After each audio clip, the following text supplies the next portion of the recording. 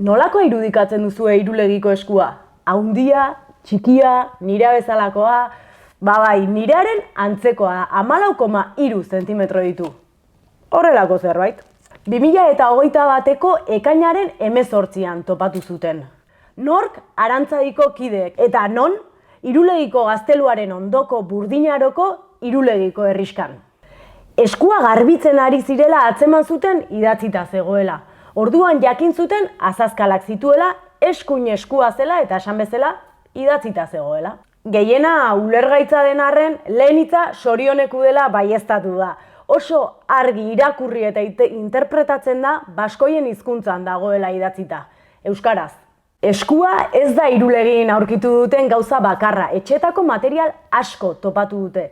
Zer dela eta bertako biztanleek gauzak etxean utzi eta bapatean ihes egin behar izan zutelako.